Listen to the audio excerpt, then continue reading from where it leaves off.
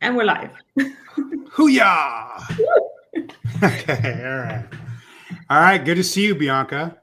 Good to see you, Jamie. So by popular demand, you're here on my channel, on my weird little corner of the internet. Well, Nerd Jam, somebody I deeply admire, said that you kept pushing us to talk. Yeah. Right? She just said we should talk as human beings, and that just felt that we would have had some similar experiences. We were both, in Florida, but also she just felt that we had crossover of some sort of existential experience.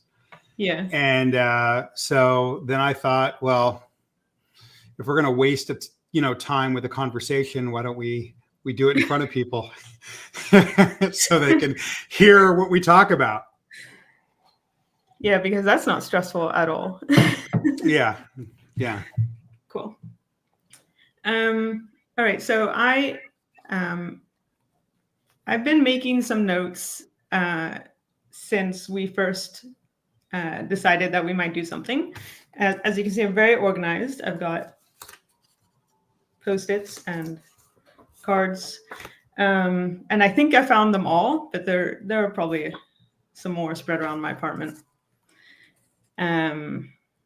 But I wanted to start with this one. Okay. All right. Looks like a fortune cookie, like you pulled it out of you went to a Chinese restaurant and pulled it out of a fortune cookie. So I'm very excited to who you have. Yeah, it's from I tore it off the bottom of my shopping list. So when you were speaking with T from Australia, you brought up a question, maybe a hypothetical question, but you said, like, how did we not go dark? And I think maybe you were speaking of yourself, but maybe also some of us that have survived, because others that didn't. Yeah. I wanted to ask if you feel like you've been able to answer that now in your book and for yourself. Yeah, I mean, I think I do. And again, in terms of who's watching this, we don't have to do any sort of intro. People know who I am and they know. Oh, I hope so. Okay. Yeah, I mean, it's something I've thought a lot about. I mean, use the word survive. I'm not a huge fan of that word because I don't want to give the people that did this too much credit. I said recently in an interview that I see myself as a casualty that has damage, that's that's engaged in healing. That's so I kind of see it that way. But yeah, I mean, such a good question. Well, first of all, the reality is it probably wasn't fair for me to say that, because the majority of us probably have gone dark. And in certain ways, me living a secret life where I didn't share any of this stuff to anybody that really knew me for 30 years is a form of darkness, because that means I was living in my shame. But if you talk about dark, meaning I didn't become a sociopath or a serial killer or something like that.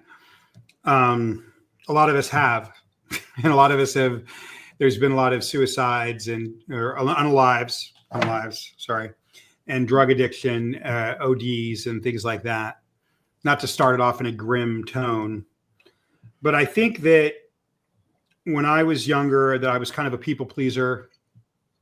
My older brother had kind of gone dark. And I think that those of us that do make it somewhat intact, and I've got lots of scars and lots of flaws and lots of broken parts of me and things that I can't see because of it. Like, I feel like I've been gored and that there's parts of me that are missing that I'll probably never get back. But the world doesn't see that as much as maybe somebody close to me sees that, or as much as I see that. And I feel like if you are intact with a voice, it's your job to speak for those that aren't around to speak for themselves, and to have empathy for those that are incapable of speaking or still living in the shame like I was just a couple of years ago. But I think ultimately the way not to go dark. So there's two themes of darkness. One is just to have an optimism towards life and to try to get better and better and better and improve your life. And the other, and so that, and then the other is to just maybe try to contribute to others in the world, which I don't want to sound like I'm altruistic because I'm not. But I think that curiosity and focusing on being insatiably curious helps. And I also think if you grow up in a deprivation chamber like you did in Florida and like I did in LA and Florida, and I was in Copenhagen in England, and you get out of it and you're given a chance, and not everybody's given a chance. Somebody gave me a chance. Yeah. That you would want to take in the world. You know, I was just kind of so hungry for what is in the world. But that's not the majority of us. And what separates it, I think, maybe is an insatiable curiosity about the world. What do you think?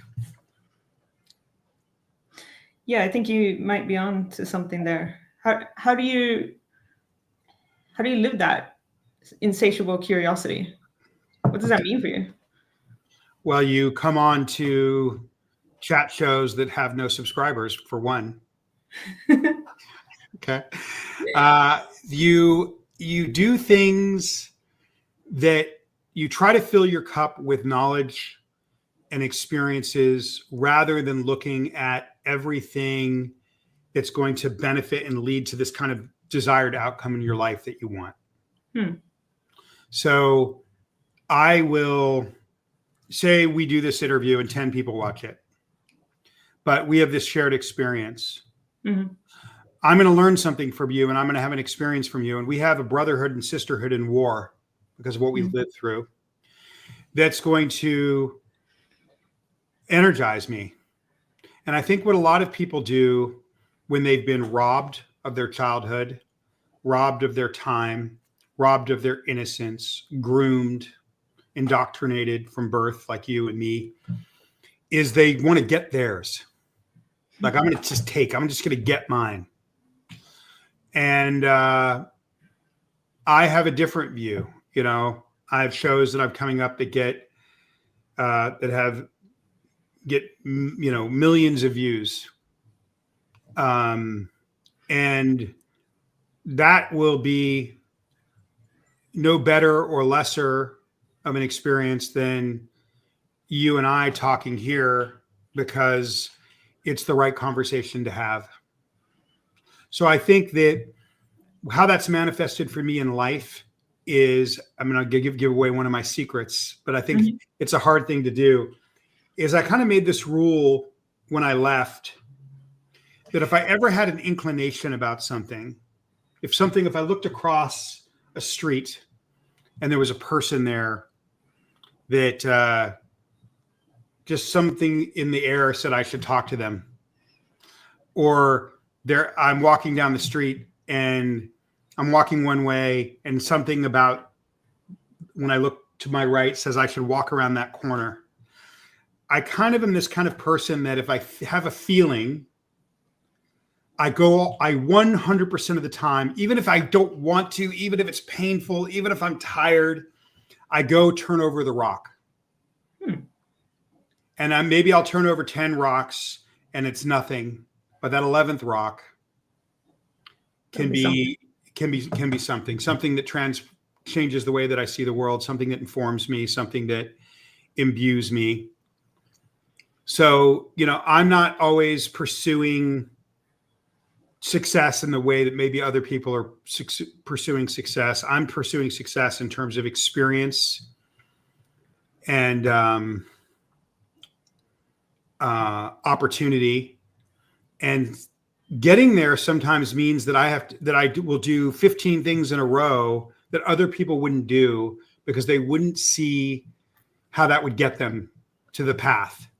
But to me, my interest and the exchange of ideas alone is worth it to me. And I really do believe that because I'll do 14 experiences like that maybe just give me a human experience, but maybe aren't hyper extraordinary, that 15th experience will be extraordinary. And that the accumulation of those special experiences is why I've been able to overcome, adult illiteracy and so many other things. Is curiosity. Like in the book, I talk a lot about angels in a way, not in the religious sense, but because I don't believe in a meritocracy. All these people that came out of the woodwork to help me, when at the last minute when I was on the brink, and I think that. And I look back now when I'm writing the book and I'm saying, we're talking about Child X, a memoir of poverty, slavery, celebrity in Scientology. I look at all these people that came in to help me in the world.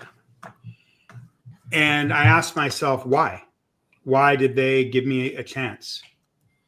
And the only answer is there's two reasons, I think. One is, well, I'll give the secondary reason, then I'll give the main reason. The secondary reason is generosity. If Miriam, who really informed my life, she facilitated a conversation with Robert Dam that was very important for me, says that I should talk to Bianca, I'm not going to question it. I'm not going to look at what is the advantage to talking to Bianca.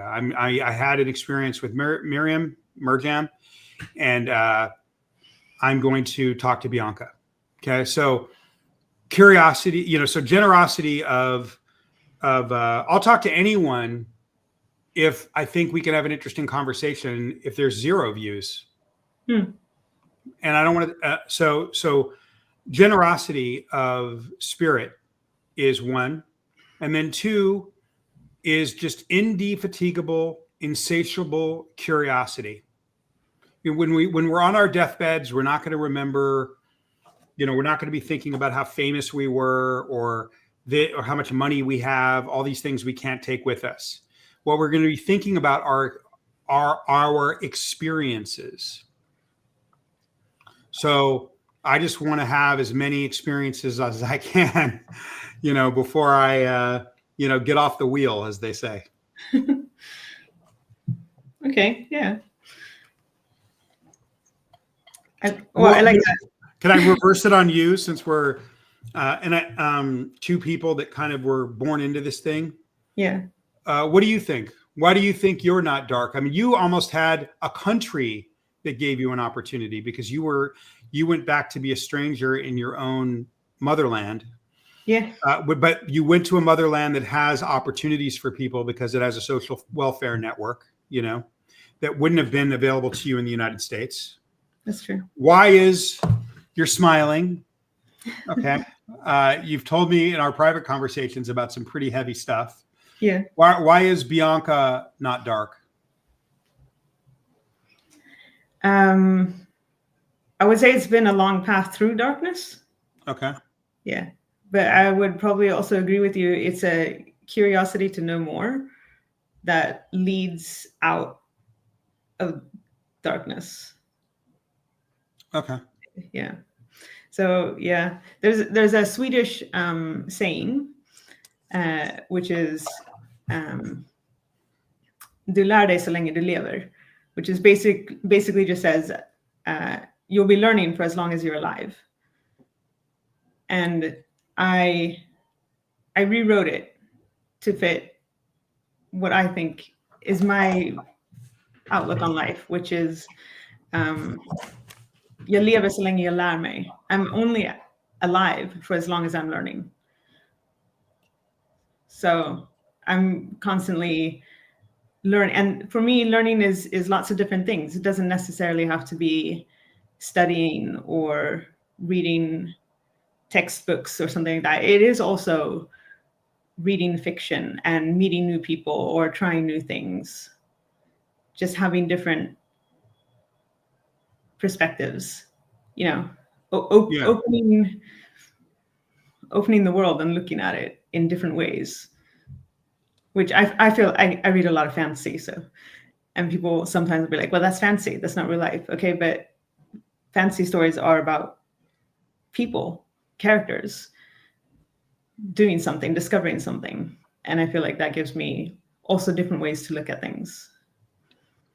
Sometimes I think we can learn more about ourselves from fiction than we can from nonfiction, because I think we like to look at reality through a prism. Nobody wants to like go watch Netflix at night and see some harsh, dark reality. We want to see reality through a filter, and it's a lot easier for us to look at our lives and look at our reality when we can see it through a soft filter that kind of isn't so hard on the senses. Yeah.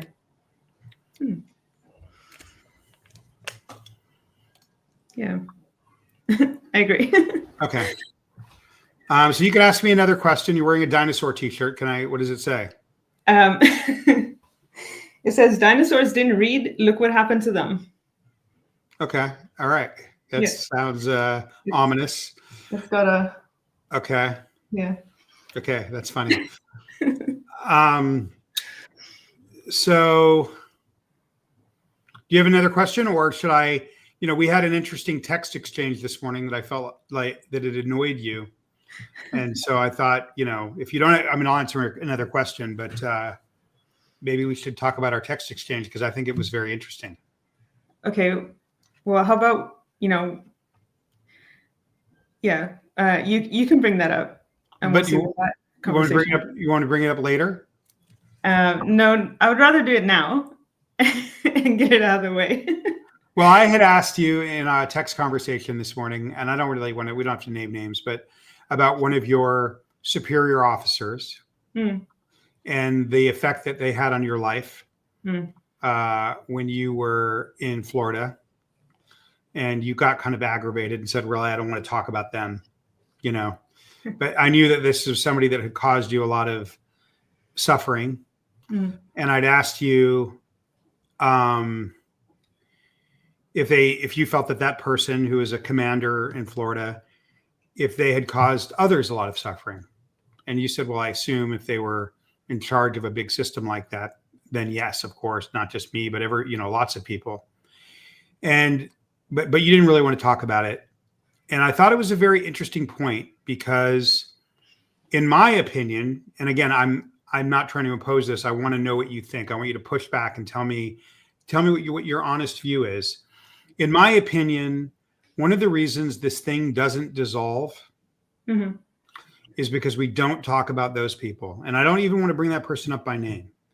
I believe, Miriam Francis one time said to me that, and I've used this, I've said this, I might have even said it in the book, that beliefs don't commit crimes, people do. Yeah. And when we look at this organization and what we all went through, everybody wants to talk about Lafayette, Hubbard, or they want to talk about David M, the current leader. And that's not what I see, right? I mean, what I see, and again, I grew up under both of these regimes. And and I know that there's people recently coming out saying it's all bad. The main reason it's horrible is because of Dave M. And I can tell you from I was on the business end of this thing, okay, from birth. Yeah. In the inner clergy in the paramilitary Navy. And I can tell you, being on the business end as a child under Lafayette Hubbard was far worse. And if you have any question of that being true, then you should read my book. Okay. But the way I see it is the reason it doesn't dissolve is because we will not talk about the people that were criminalized, and I don't mean like in that everybody, I'll use it, in that kind of Scientology way of what are your crimes? You're right. I don't mean it like that. I mean that if you're in the mob, and Scientology is basically a criminal syndicate, and say I grew up in the mob, I was born in the mob. My dad was the capo of the Colombo crime family, and I grew up in it. Mm-hmm. And then I get to be 20 years old. It's all I've ever known in New York. Mm-hmm. And I rob Lufthansa airline. I rob an airline, and I get caught by the feds. Mm-hmm. And they sit me down in a room, and they say, you're going to federal prison for a long time. You robbed this airline. And I say, whoa, whoa, whoa. I didn't do anything wrong. My dad was a capo in the Colombo crime family. This is all I'd known my whole life. I've left. I'm not going to do that anymore. I've left. I didn't rob. I robbed that airline, Lufthansa, a year ago, and since then I've left, and I've seen that I should have never been raised in this mob, and I'm not responsible for that. That was just some stuff I did while I was in the mob. I'm out now. What happens to me is I go to federal prison. Yeah. Okay. The only group of people on earth that are acquiescent criminals, it is a felony in the state of California and Florida to witness a felony and not report it. Okay. So the only criminal or acquiescent group, and when I say criminal, I don't mean that Scientology concept of what are your crimes? I mean like penal codes. Okay. Yeah. The only acquiescent group in the history of people that leave groups that acquiesce and participate in immoral and criminal crimes, that when they leave have zero responsibility and just want to believe Lafayette 100 and David M are people that were involved in Scientology. And it's the big lie. Mick Brisker's book is the big lie, but this is really the big lie. Okay. The big lie is that I honestly believe that it is that falsity, that falsehood that keeps this thing in place. We need radical truth telling. We need radical accountability. When I was starting to be criminalized at 19 years old, I escaped. I don't think the people that were criminalizing me were thinking that that's what they were doing. I actually believe that there's very few people in the inner clergy, in the inner navy, that can be criminalized. Most people will say no and escape or leave. So my thing is, in a RICO case, the way you get to the leader is you get all the underlings, you get them on what they did, and you offer them immunity to get the leader. Yeah. Well, all the underlings in this group never did anything wrong. They're all innocent. They're not, though. But when I asked, and I don't believe in the term second gen. Like, I can't stand it. The way Dave is a second gen. David Miscavige is a second gen. What are we talking about? It's the stupidest thing I've ever heard. To me, the way I separate it is the people that built it in the 60s and 70s. Okay. The founding members. All right. And the criminals, the people that engaged in intense criminal conduct while involved. Yeah. And everybody else. Yeah. And I believe that there's a lot of language that people use when they talk about this that is perfect for distracting from the real issues. Like calling people second gens and first gens. It makes no sense. What if we didn't have second gens and first gens and we just said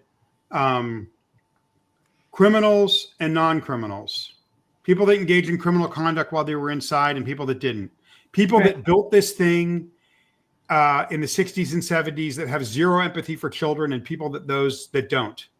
I think our clarity on what this was, it would become crystal clear. And there's a lot of things when you get onto this YouTube space, which I primarily left because of this, where I feel like all the dialogue is meant, even if unintentional, it takes away from what the real issues are. Every time someone talks about Xenu, and I don't know anything about Xenu, okay? It takes away from the real issue here, which is the primary crime. You know, if you look at the worst thing that this group has ever done, it's the one thing that very few people talk about. And then when they do talk about it, it's done in a kind of clownish mockery. The biggest abomination of this group, and this is the systematic destruction of the child mind. Nobody talks about it. Every channel should be dedicated to that conversation. And I don't mean, no more kids in S. I mean, what is it that they're indoctrinating us with at 4 years old that even people, when they get out of it 30 years later, they're still acting like they did when they were in? That's the conversation we need to be having. So, I've scoured the interweb, and I've only found 2 people that have ever been truthful that were in the inner navy of the paramilitary clergy that left and told the truth. 2. Okay. Now, the rest of us are dishonest about what it was. And one of them you might know. Okay. His name is Hai Levy. Yeah. Okay. I don't get, yeah. So. Well, I recognize the name. Yeah. Okay. So he was a fundraiser. He signed people up for services. Right. At the Fort Harrison Hotel for under a couple of regimes for, I don't know, 20, 30 years. And he took people's money. Yeah. Before he died, he did 2 interviews with the Tampa Bay Times as part of their Truth Rundown series. If you watch those interviews, you will see what accountability looks like. The other person is Sheila Huber, who talked about childcare and pregnancy in the mid 80s. Okay. That's what accountability looks like. That's the only 2 places that I've ever seen any accountability. And what we need, and that's not that we're trying to get people, right? Because I'm not after anybody. There's like people have started rumors that I was after Mike Rinder. Mike Rinder helped me. I have total mixed feelings about that guy because he helped me a couple of times. Yeah. In major ways. I don't know that I would have gotten out without his testimony. So this isn't, focused on, an individual. I think that we need radical truth telling, and that the only conversation to be had, the only separation of groups are the people that built it in the 60s and 70s, because they were the ones looking past us as we were walking around not in school and didn't care. And they're all out now and they still don't care. And they're still talk to us like we had the same experience, which is some giant baby boomer gaslight. It's the weirdest thing in the world. It's if you want to find the only subgroup of human beings that don't give a flying fuck about children, talk to any ex-Scientologist, if there's such thing as one of those, that built it or was part of it, making it as an adult human in the 60s and 70s. It is the only subgroup on earth that has 0 empathy towards children. 1 for 1. They'll tell you they do. And then just say to them, well, what does empathy towards a child feel like? And they might even be able to describe it. But see any emotion or experience in what they're saying. And if you're listening to this and you're one of the ones that built it and you're saying, well, Jamie's not talking about me. Yeah, I'm talking about you. And I'm not saying that to be mean, because I don't think going after people's crimes and like pushing that whole SCN thing of what are your crimes? Like right. Anything that was done to me, the statute of limitations on that is long been run out. Yeah. Anything that the commander did that made you suffer, the statute of limitations has long been run out, right? Yeah. No one's going to jail. But because of this inability to radically tell the truth in terms of what happened in there and what your participation was, yeah, that's the reason I think that it continues to function. That's my opinion. And until that's what the conversation becomes about exclusively, it's not going to be better. And that's not about getting people. Hy Levy told the truth. Okay. He didn't go to jail. He didn't, just told the truth. Sheila Huber told the truth. 2. And I challenge anyone to find another person. Cece did, Cecilia Krushko did for a few months, and then she passed away. What all 3 of those people have in common is they're all deceased. Yeah. I don't see anybody that built it in the 60s and 70s stepping forward and telling the truth. Okay, maybe 3. Maybe Robert Dam. He wrote a book. 2, actually. Yeah, 2. Well, he wrote a book about the kids. Yeah, he wrote a book about the kids. Yeah, and the first and only book truly written about the kids.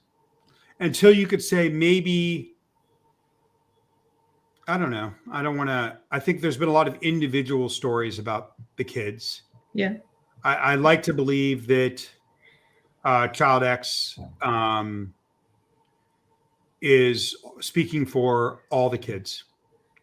And maybe Catherine Spolino's book, but it really is individual stories, which I'm less concerned with. I'm more concerned with how did this happen, especially with the kids that grew up in the inner clergy, on to thousands of kids over 4 decades on 4 continents, and nobody's ever talked about it. So what do you think of that, Bianca? Shouldn't we, and then we can move on, shouldn't that be the only thing we're talking about? We don't have to name any names, because again, I'm not trying to get anybody in trouble. I want to create relief and healing. That's going to require radical truth telling, and that's not, and screaming people that they have, telling people that they have criminal activities is just going to trigger them and make them feel bad. It's not about that. It's about, let's just share. Yeah. When I was editing my book, my editor said to me one day, "What did you do? What did you do, Jamie?" Yeah. And I think you need to share more and hear about what you did. And I agreed. And so we spent more time adding that, right? So now that I've given you the whole context as to why I asked you that question this morning, and I'm not trying to throw it over the bus. The thing is not to go, gotcha, you're bad. We don't want to do that. We don't Scientology is a judgment culture. It is all about making you feel small. Yeah. That's what the interrogations do. That's what the lower conditions do. That's what all the label PTS, downtone, downstat. It's all about making you feel small. We don't want to do that. Rather than calling people out, we want to call people up for radical truth telling so that we can see it and heal. 2 of the most healing things that I've ever experienced since this whole thing started, in terms of my subjective mental healing, are 2 videos by Hy Levy and a series of videos by Sheila Huber. Those healed me the most. I didn't feel bad and that they were horrible people. My heroes are Hy Levy and Sheila Huber, and they were involved in horrible things, but they're my heroes because they actually said what it was. And that's what I think keeps this whole thing intact. So now that I've said that in context to how I annoyed you this morning, tell me what you think of the whole kind of thesis that I just put forward with you. I don't disagree. I don't think it's the only thing that we should be talking about, but I do agree that it is something that isn't being talked about, that needs to be being talked about. And yeah, I'm not here to get anybody either. I don't want, that's not. Well, nobody's going to be got because there's no statute. The statute of limitations are out.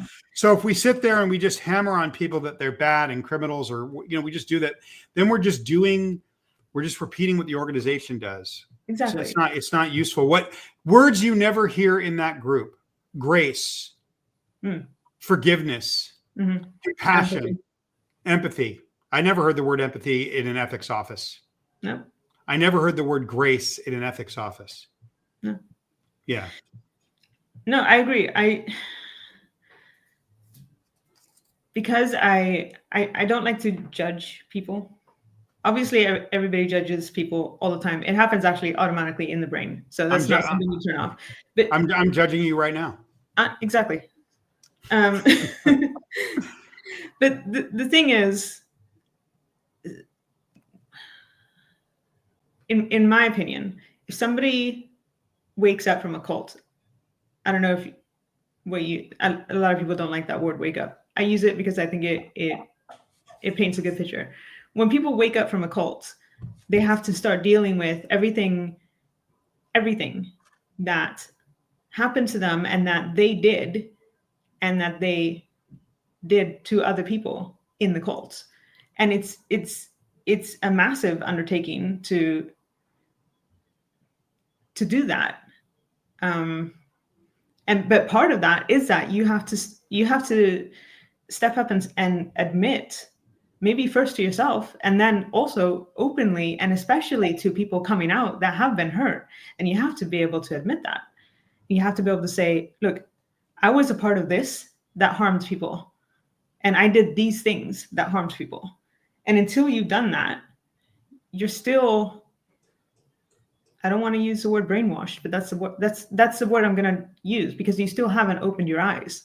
You're still fumbling about in the dark until you can actually say everything, not only that happened to you, but what you perpetrated on others. I do stand by my statement. I say anybody who successfully held a position of power did cause suffering because they upheld this organization. Yeah, and then who has talked about that specifically? Well, we were talking about Debbie Cook, so okay. I'm just saying her name now. What I find is that most of these people that came out that were in positions of power like that, they come out and they turn themselves into these kind of lovable teddy bears, like what they did when they were inside and when people were terrified of them, and then like it never happened, and they were just a victim too. And I just don't see that. I see my experience, having grown up in it from the day of my birth, being turned over to this organization and getting a couple breaks here and there. I had a 3-year break, 3.5-year break in Oregon, is that very few people will actually become criminals. Most of them will not rise up and do those things. You know, a very good example is when they had the library campaign where they're making every staff person financially exploit people in the late aughts selling libraries. Every single person was around the world. People that were doing counselors, normally there was a chain of command, was off selling these libraries. And, you know, just very rapaciously taking from people and exploiting people financially. That led to the largest exodus of the paramilitary interclergy probably in the history of the movement. Because they knew, even if they weren't breaking a legal law, they knew what they were doing was wrong, and it accumulated on them and they were out. And so I believe that people that become, at these high levels, would listen to this and they go, oh, here he is accusing me of crimes. But I'm not. What I'm trying to get you to see is that acquiescence to crime is crime. And, there's, and like anything else, it's a spectrum. Well, how important is it? Well, how much damage did it do? That's how important it is. Yeah. Right. If I go rob a bank and nobody got hurt and the FDIC insures it, actually, that's not a lot of damage.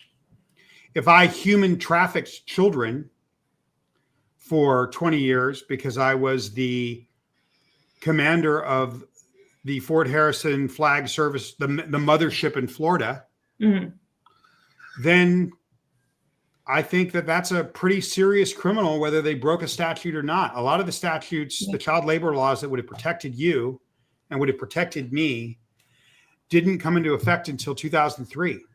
Does that mean the people that did this to us before 2003 are awesome? No, I just don't think very few people could do what Debbie Cook did. That being said, am I happy that she took the money and got paid? I mean, she was exploited too. Sure. Wherever she is, I mean, I hope she's enjoying it. She came out, she told the truth, and fine. But the way she presented herself, I don't know if you ever saw it. It would be amazing. She did a lot of good things. She came out, she sent that email, which led probably to the largest mass exodus of public at the OT level in the history of the movement. She took a huge risk to do that. Mm-hmm. She did a lot of good, but how much good would she do if she came out and she said, I was part of this, I destroyed children? Yeah. How much would somebody like you get relief from that? I can't even fathom. I know. So what I'm saying is that we just need radical truth telling, not to make anybody feel bad, but so we can all heal. No one's going to jail. No one has to do lower conditions. No one has to be declared. No one has to go to the re-education camp. It's just like, let's have a conversation and talk about what we did. I would. Yeah. I was a fundraiser. Okay. So I did things. Yeah. That I'm not proud of. Yeah.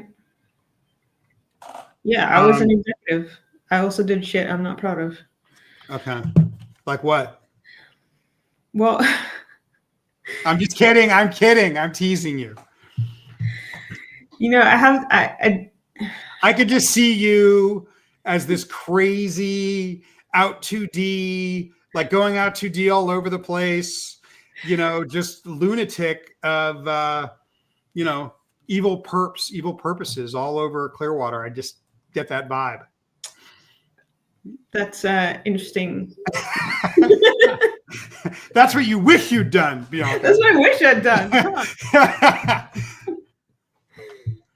Actually, some of the shit that I used to get in trouble for the most was I actually found ways to sneak off base and go to the public library and check out books. Gross. I know. So horrible. No, but this is a good conversation. Tell me something that you did, and this is not to call you out. This is just to say how easy it is that you don't feel good about. One thing. All right. And I'm not talking about going to the library and checking out books was a good thing. I'm talking about something real that you did because you were in the captain's office. What did you do? What are your crimes? No, but you know what I mean. Like, is there is it that big of a deal? No. Well, yeah, for me, it's a big deal. I do have one thing, and it weighs on me in a weird way. So yeah, I was in the captain's office for, I think, 3 years, but I did horribly badly at that job because I couldn't become this asshole that goes around. Just prove my point. Most people can't do it. Yeah. Tristan could barely do it. They turned him, but it took a long time.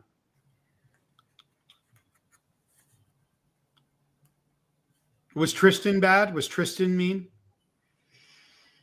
Yeah, he could be. I'm sorry. Okay. And that's a shame because, when we were kids, 16, he was my best friend. And he wasn't like that. He was but he got turned. But I will say I could see the difference in the people who had that innate ability to be mean and the people who had to work at it and assume that role, which for me, Tristan was always, he was someone who had assumed that role. Debbie Cook, she had that innate ability. She just had that in her. That was part of who she was. God, you're calling him out. So.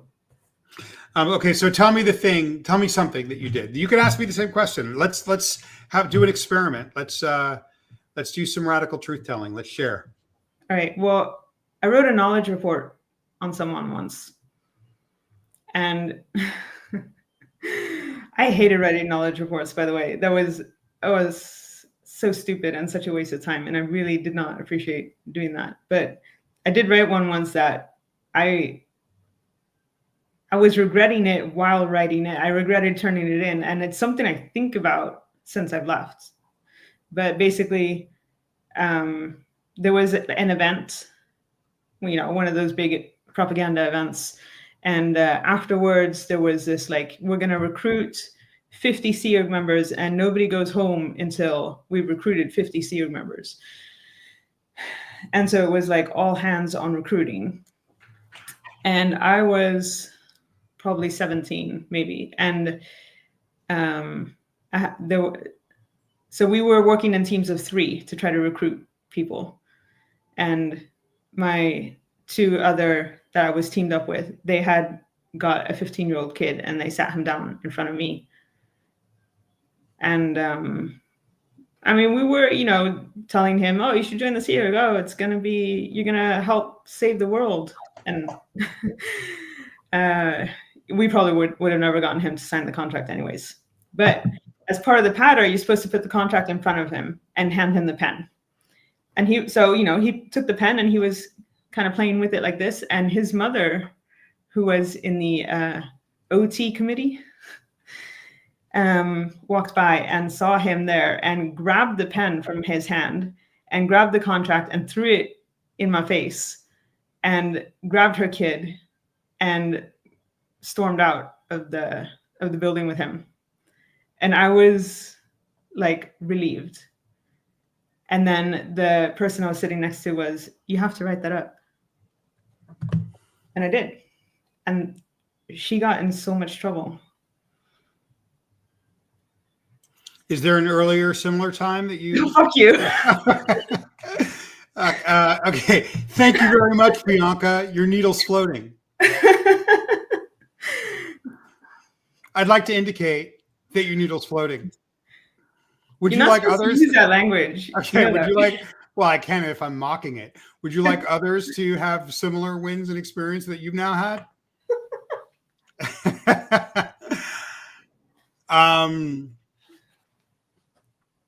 Yeah, I mean, listen, I was a fundraiser in Copenhagen, Canada, for a brief time, England, and Florida. And people gave me money, bigger amounts. I never even had a checking account, bigger amounts than I'd never seen in my life or even understood, that couldn't afford it. Yeah. So I contributed to putting people into it's 17 years old, 18 years old, 19 years old into financial ruin. You know what I mean? That I did that. Yeah. How's my needle? Oh, it's floating. Yeah. Okay, good. So I think that's, not fun to say. Right. No. And I'm not trying to do like a live confessional, but I'm trying to say that these are not the conversations we're having. And that when you're having conversations about Xenu and Dave and all the stupid stuff that goes on in there, I think often that's distracting from conversations that maybe we should be having. I agree. Yeah. All right. So would you like others to have similar? Okay. All right. All right. So back to the scheduled interview, Bianca. Give me a question. Let me have it. Anyway, I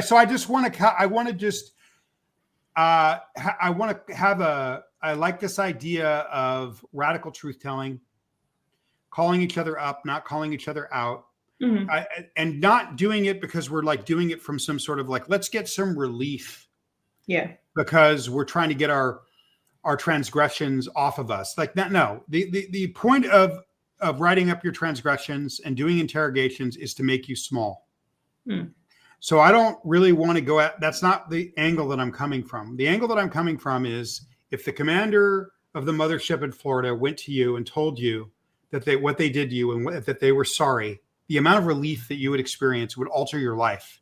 Yeah. And where I got this idea, okay, of how we need to do this, is I was watching this documentary, it was probably 15 years ago, maybe longer, on one of these reality channels about this cardinal or archbishop that was traveling all over the world in these small planes to these remote outposts where Catholic priests had essayed kids. And this cardinal would show up at, a little bush plane or like ice plane at a remote Inuit village. And he would be sitting there in his robes and they would bring in these victims who were now 60, 70 years old. And he was doing this on his own accord. I don't think he'd been asked by the Vatican or anything. But he was high up. And then he would start his apology. And you would see these 79, 70-year-old men who had been abused when they were 5, they would get this apology from this man that was so sincere, and they would just break. Yeah. They would be a puddle. The amount of relief that just the acknowledgement that would create was just astounding to watch. So it's not about making you feel bad. It's about creating healing in the broader environment among all of us. And again, I'm just spitballing here, but when I watch Hi Levy on those videos, and I watch Sheila tell the truth, the only 2 people I've ever seen tell the truth, out of thousands. Mm-hmm. And I'm talking about people that, inner Navy, inner clergy people. It does something to my heart. Like I feel relief. Those are the only probably testimonials that have ever given me relief. And I don't think that no one asked them to do it. Yeah. I mean, you know what I mean? No one put them, you're not going to get that by saying, what are your crimes? No. You're going to get that by enlisting understanding and asking for radical truth telling so that we can all let go of this thing. Yeah. Yeah. I agree. Thank you very much. Also, it would be what? Your needle's floating. Oh. Okay. Okay, I'm going to say this, and then I'm going to get into that. I think also the people that need to step up and do radical truth telling, I think it would be good for them. I don't think it's healthy to be sitting on that kind of shit, and I don't think you've fully woken up until you looked at it and aired it out. I want them to do it for themselves as much as I want them to do it for me. Because the whole time we were kids, we were told, we were told, no, this is right. This is good. This is how it's supposed to be. The gaslighting was insane. And just to have people admit, no, this was wrong. We did this. This was wrong. I think that for me, that would be healing for me. And I think it would be healing for them. And I would like them to come up and do that. The only thing I would say about that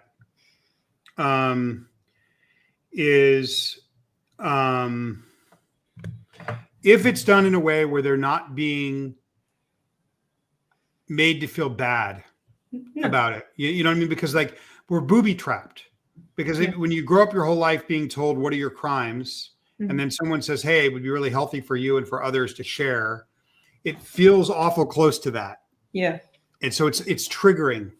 Mm. So I think we need to be very careful to talk about it in a way that we're not going after people like we were gone after, and that we're not making people feel small. No. Yeah. Agreed. Okay. All right. Well, maybe you and I should start our own group become the leaders.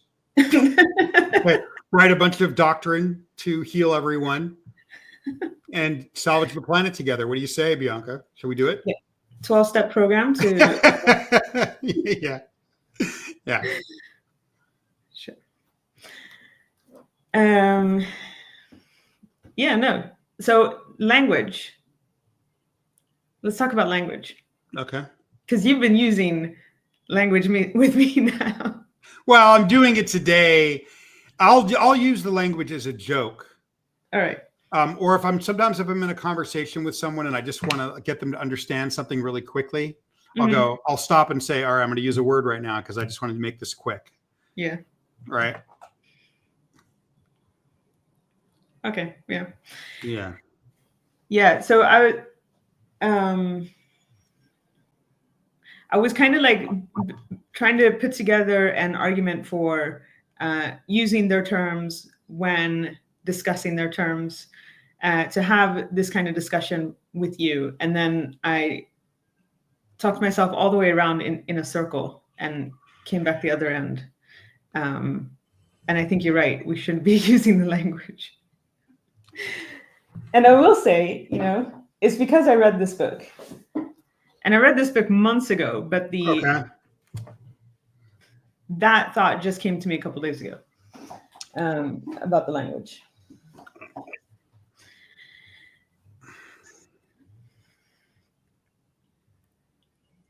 And that's a very famous, one of the most famous authors ever from Portland, right? Yeah. Ursula Gwynn. Yeah. So tell me about that. What do you want to talk about? Like, explain to, like, yeah. You said language. What are we talking about? Okay, so you have taken a stance to not use the language at all, which I found first interesting. I read this book called Cultish, which is about how cults use language to create a barrier between the in-group and the out-group. It's a pretty good book. It looks like this. And I have been when I talk about in my videos, I have talked about like this is the language they use and this is what it actually means.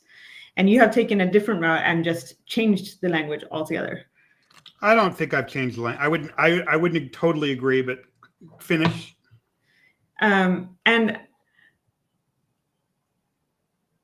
I was just curious about like what you said is ugly, because the language is ugly. And I agree with that. The language is fucking ugly. Nobody wants to be hearing those words. But I get very hung up on, okay, but what is it called instead? And how does everybody know what we're talking about if we're using, if we're changing out the words? Yeah, okay. I mean, I've heard that argument before, and again, I don't want to. It's a ridiculous argument to me, without trying. I don't want to invalidate you. Okay, sorry, nullify you. The words don't represent anything that it was. So the words are doing two things. Every time you use a word, you're triggering yourself, because like all these high control groups, they have their own language, their emotive control. So it's a constant triggering yourself. Is why you can't heal. And then equally bad is that it's incomprehensible to other people. Yeah. If I say, Bianca, stop acting like an effing wog right now, they wouldn't know what we're talking about. Or when I got auditing that time, they're going to think I'm talking about the IRS. Yeah. Or if I say you're out ethics, it doesn't mean anything. So it makes us, we're just giving the people that are trying to interpret what this was a bunch of confusion. Mm-hmm. And so it just causes it for people not to be able to understand it. Hubbard used a lot of words to describe things that were not what those things were. I've had this, or Nora's I'll be in a conversation with Nora and she'll call it CCI or Celebrity Center. I'm like, you can call it that what you want. Well, what would you call it? I don't know, an old hotel where the artists hung out and they focused on recruiting artists. I think that would be a more honest way of describing what that place was. I think when you call it Celebrity Center, you're giving it an authority, an officialness that's not true. If I call, one of the places where I grew up was called the Apollo Training Academy. It makes it sound like ROTC, like some really cool naval training for kids. Mm-hmm. It was a slum office, out of code office building with metal and tile and concrete and steel sticking out everywhere, where we cut ourselves, where we played on the back in 100-degree heat in a dirt patch. Okay. So I'd rather call that what it is, which is a slum office building. So I think that the language was designed to obscure what it was. So I actually think that I'm doing the opposite of what you said. I'm actually saying what it was so that people can understand it. And I think every time you use the words with regular people, you're just confusing the crap out of it. Even if you watch Going Clear, there's so much, it's such an amazing film, but there's so much film that, like, most of the time, if I ask somebody that was never involved in it, what do you think is happening in this scene? They're confused because they're hearing the terms. Yeah. That's my response to that. I think the terms are ridiculous. Yeah, I don't use the language when I speak to people who haven't been in, because I know they don't know what I'm talking about. I would argue that you're hurting yourself and you're hurting the other person you're talking to. Mm-hmm. If you're using the language with people that we're in. I think it's the reason when you see people that leave uh, the group, and then they're still acting like they're in the group 20 years later, even though they pretend they have a channel that says they're healing people. Yeah. The reason, the language is a major reason they can't see that they're still acting like a member of that group. Yeah. Yeah. There's a guy that has a YouTube channel that if you piss him off, he disconnects from people. Yeah. I'll talk to anyone. Anyone. You know, I mean, if I feel like somebody has an agenda to destroy me, you know, maybe I won't talk. I mean, there was one guy that I said I'd talk to anyone, and then he called me out on it, some guy in the Reddit or the Discord, and he called me out on it. You said, talk to anyone, I want to have a conversation. And then I went on YouTube and I found like that he had done a video mocking me, right? And so I thought, well, that he's not really looking to have a fair conversation. So I decided not to talk to them. But anyone that hasn't done a video completely mocking me, okay, even somebody that I profoundly disagree with, right? I profoundly disagree with a major charity helping people, which I want people to be helped, being represented by a bunch of people that were executives at the international base. I think that's completely wrong.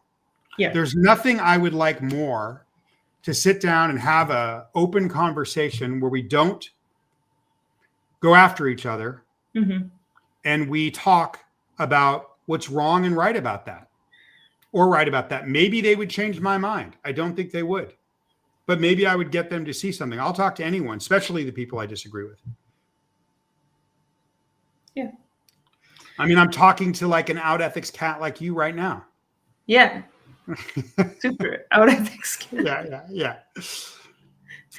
No, no, like I said, I talked myself all the way back around because I feel like you're using the true name.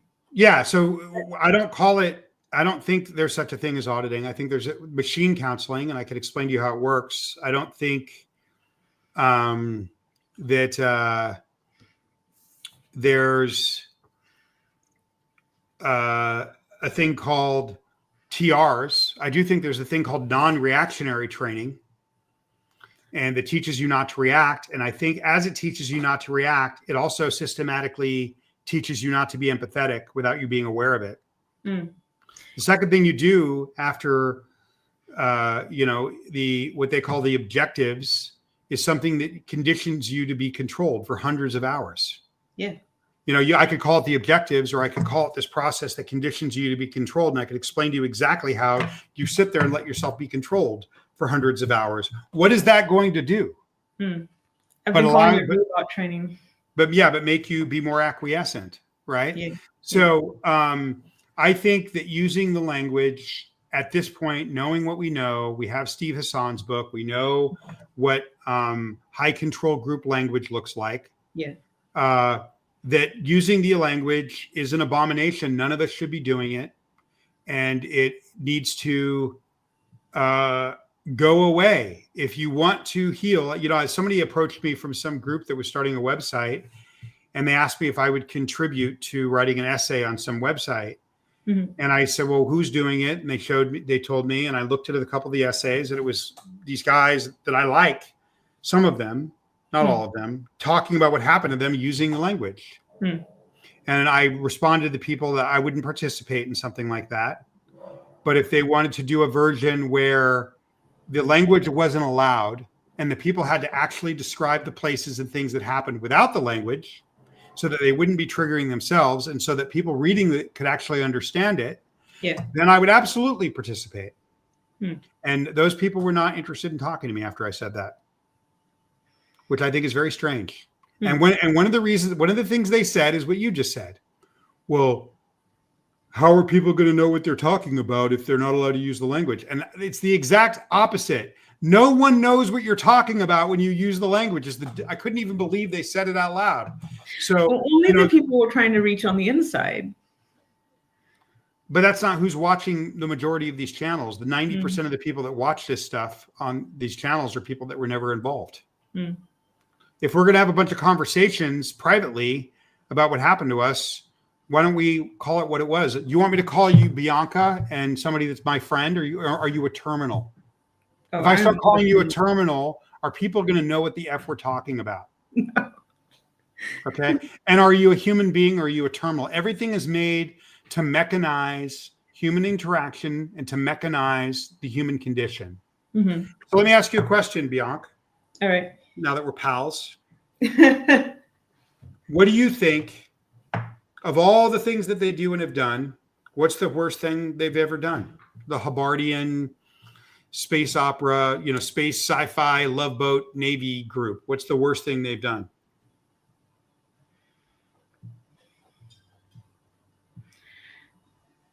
What's To their me, big? Yeah. Well, okay, define it. To me personally, I mean, they destroy people financially. They traffic people. There's all sorts of things you could say. What's the worst of all? If you had to pick out one thing that they've done for 75 years, that's the most harmful thing that they've done on planet Earth, what would you say it is? They've destroyed children. Okay, good. What did we never talk about? Destroying children. Yeah, and it's not just guys that grew up in the Inner Navy. What's shocking to me is I have a really bad story of being turned over to this really abusive nursery near downtown LA at birth. But when I hear Laura or other friends of mine describe the ranch, which was the solution for what happened to me, was like, okay, we can't continue to do that to kids. We're going to have these ranches. And, and then these ranches came. And then what I hear occurred there, the nervous system is apathetic. The nervous system doesn't think. No. So when the nervous system gets stressed and carries allostatic load, whether it's through my situation in these slum environments with this kind of extreme abuse that was probably worse than the ranch in terms of like physical torture. Okay. The nervous system can't necessarily differentiate between that and you not having and being raised without your parents and without empathy. Like the biological damage to the body from that allostatic trauma, that allostatic load could be identical. Yeah. Right. So, when I see Laura or others that were at these ranches account their descriptions, it's horrifying. Yeah. So that's the other thing. There's been a couple people that talk about it, but when they talk about it, they use the terms. And I don't think they talk about it in a way where they pick it apart, because it's mostly talked about in relation to the sci-fi love boat Inner Navy, right? And I'm not calling it that because I don't want to say the word Sea Organization, which I can't stand. It reminds me of the word loogie. Yeah, I don't love that word because it sounds like some sort of cool ROTC. Yeah. It's not that. It's a bunch of people in dirty uniforms smoking themselves to death in slum dorms. So when you hear the word Sea Organization, that is not the picture you get. So I want to say, if I'm going to use a word, or a term or a phrase, I'm going to give you the picture of what it was. Otherwise, you're lying and you're just forwarding the agenda of the guy that built it. Was it a process for you to stop using the language? Because, okay, so when I left the Inner Navy, I moved to Sweden and I had to start speaking a different language, which means I cut all ties with. Yeah. And I would argue that if you didn't have to do that, you'd be in way worse shape today. I think so too. Yeah. Yeah. The language destroys you. Like, I'll tell you, there was a moment about 10 years ago where I was watching a video with John Atack, who I don't like, but I would sit down and talk to him about it privately or on a video anytime that he wants to reach out to me, but I don't like him. Okay. But I will, and he's spread lies about me, right? He went on a channel and said that I was behind, Miriam Francis asking questions to people. Okay. The former head of OSA, or the former head of the Office of Special Affairs or the Secret Police. And anyone that knows her and knows me, that's ridiculous. If anybody was influencing anyone to understand any of that stuff, It was Miriam Francis, who can speak for herself, who's a very strong and powerful person, was influencing me. But he went on some channel and tried to make it seem like I was going around trying to stir this stuff up. It's ridiculous. Mm-hmm. I've been quiet. I have my own platform. I don't have to do that there. And anybody, I tend to be somebody that if you ask me a straight question, I'll give you a straight answer. Mm-hmm. Okay. So I don't like that guy but I will talk to him anytime, and I'll talk to him from the viewpoint of reconciliation. But I will give him credit. I was watching this video with him 10 years ago, and I thought I'd gotten a lot of this stuff out of me. Okay. And he was talking about in this video what he called the SP doctrine, the suppressive person doctrine. And I was listening, and he was talking about it as a construct, a made-up construct that we're all groomed with or inculcated with. Mm-hmm. And in my mind, that was like the one thing that's real. Of course, there's evil people. Of course, SPs are real. Okay, yeah. And in that moment, while I'm watching him describe this as a construct, I'm in my living room where I live now. I start to realize that it's a construct. The room started swirling. Mm-hmm. I couldn't stay upright. Yeah. I had to stumble. Literally, as I was realizing it was a construct and it was leaving me, I fell onto a chair and had to kind of keep myself upright to sit on it, and felt like I was going to throw up. Mm. So at this point, the way that I look at it is, I don't know that it'll ever be out of me. Mm. And when I made the decision after that, because I felt like I thought it was out of me before that, that I'm never going to assume that it's all the way out of me. And I'm going to stand guard or sentinel and constantly be on the lookout for aspects of it that are still in me. I mean, yeah, there are aspects that I feel sometimes. Someone makes me mad, and I want to call and give them a severe reality adjustment. I want to yell. I want to head on a pike. I want to, why executives yell. There's we all know that this is all, it's a screaming culture. It's a psychological pressure culture. And sure, even to this day, when I get mad, I feel like that thing of what I was indoctrinated with growing up of like lashing out and crushing somebody is what I should be doing. I don't do it anymore, but I did for a long time, even when I thought it was out of me. So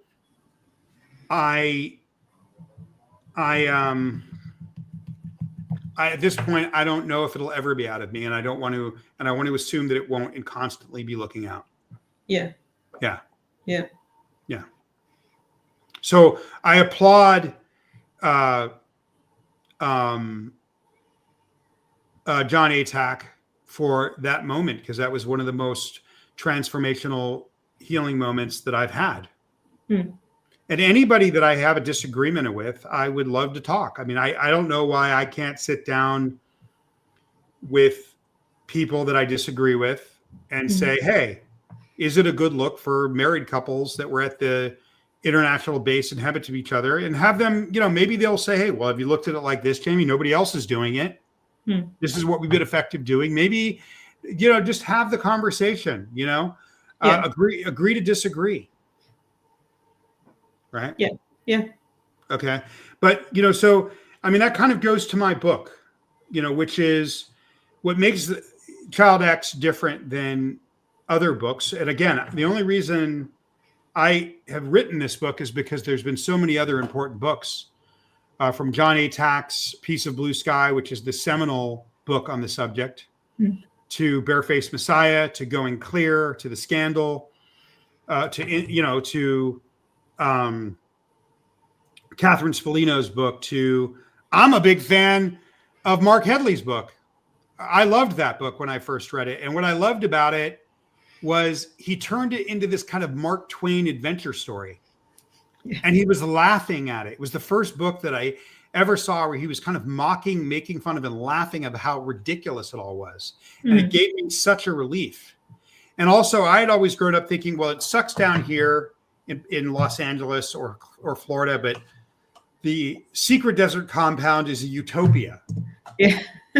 So when I was able to learn through Mark Headley's book that place was nuttier than any place else, that explained why it was so nutty every place else, right? So that book. So, but when I got, in discussions to possibly do it, I didn't really think there was a point in doing it because I thought everything had been said. But what I came to the conclusion of, the book that hadn't been written, is what is this thing like to take the words out, forget this happened to me, that happened to me, which is the books that helped me. What does this actually feel like as a child? What is the existential experience in the child mind? When I got the ability, and I just didn't think a publisher would ever be willing to do that, but I wanted to tell the story of the children, not just the children of the Inner Navy, but like, what does it do to a rich kid that goes to that goes to the Hogwarts school outside of Oregon, called the Delphian Academy, to be told that they're a trillion-year-old fallen god at 5, and to, where their parents have had their empathy cut off and they're not allowed to be emotional. Did they really have it easier than me? In some ways. But a lot of those kids didn't make it. Yeah. Right. So,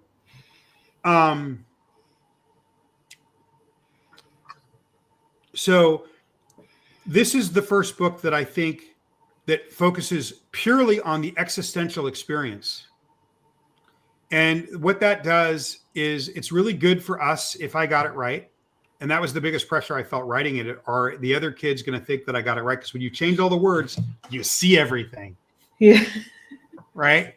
And then also that maybe it would be a contribution to other people that had never been involved, because it's a spectrum of being a child X.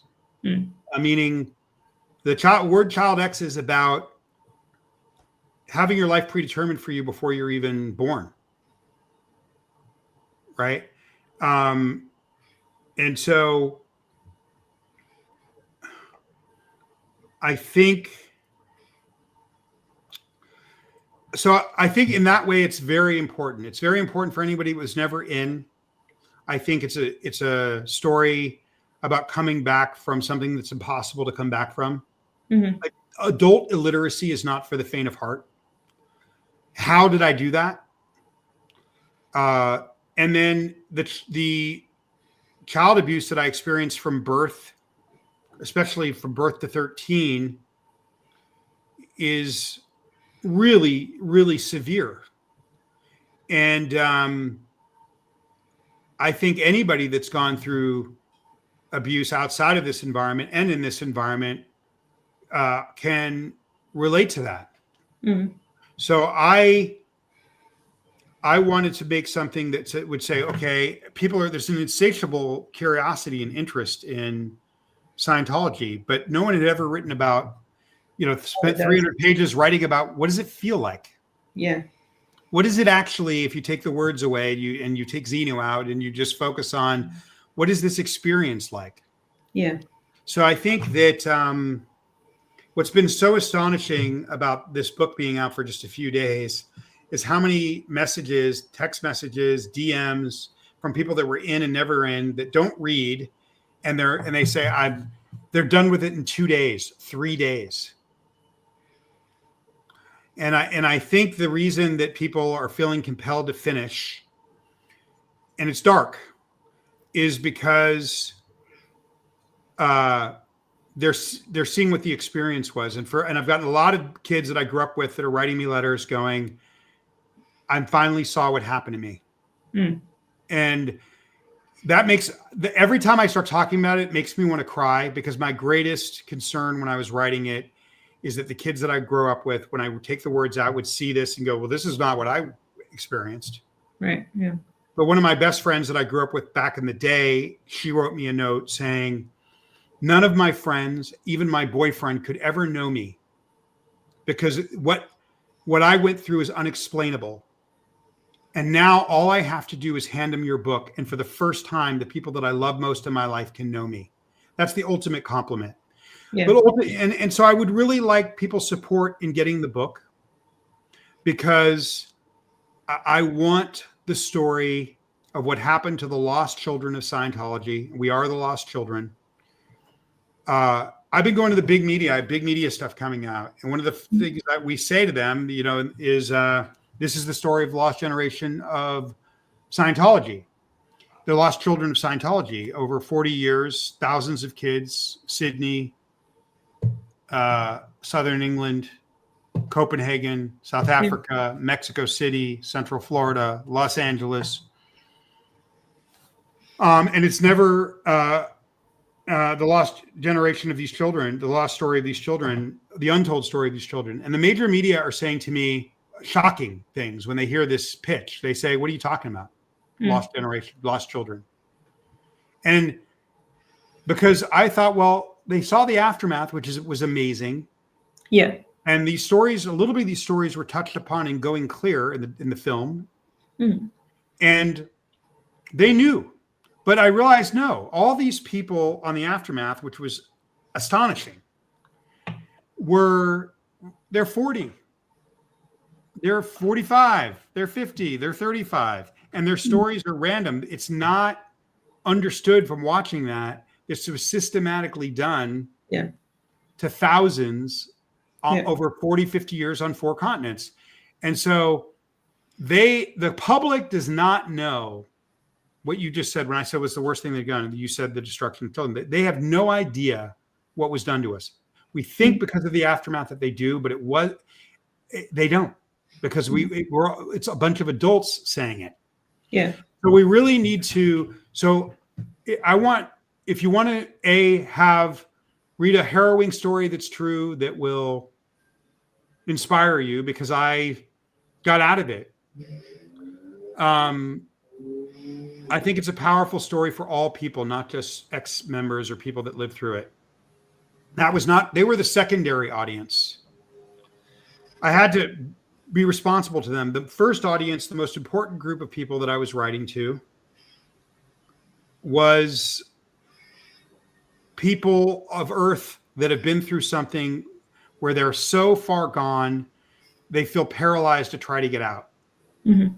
This story is written for them, to say to them, there's always a way out.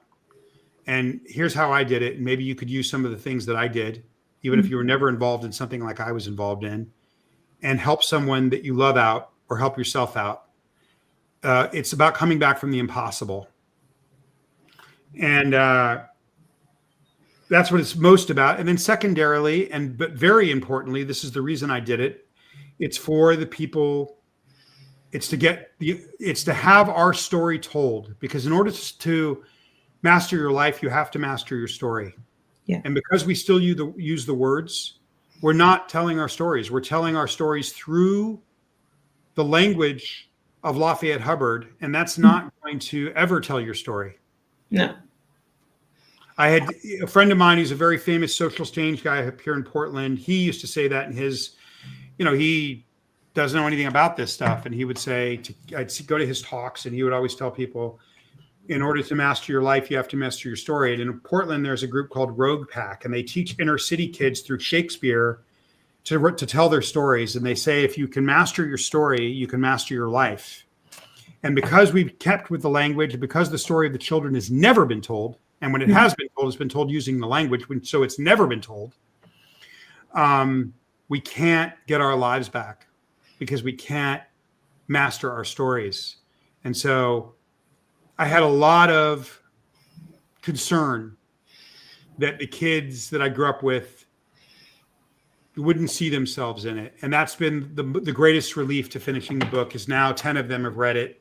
And I'm getting emails from kids that I didn't even know. They grew up in England or Denmark that are halfway through going, someone finally told our story. Yeah. Which was the intention. So I would urge anyone to support me by, let's get this story out, because by getting this story out, you'll be understanding what the greatest atrocity that's occurred in the 75 years of this thing is. And that we don't have a consensus on what that is. But I think if someone reads this book, there will be a consensus on what that is. So this week is Pub Week. It's launch week. If you haven't got it, please get it. Send me a DM once you start reading it or listening to it. And tell me what you think. Yeah. I think Miriam has put the link in the chat several times. Yeah. Okay.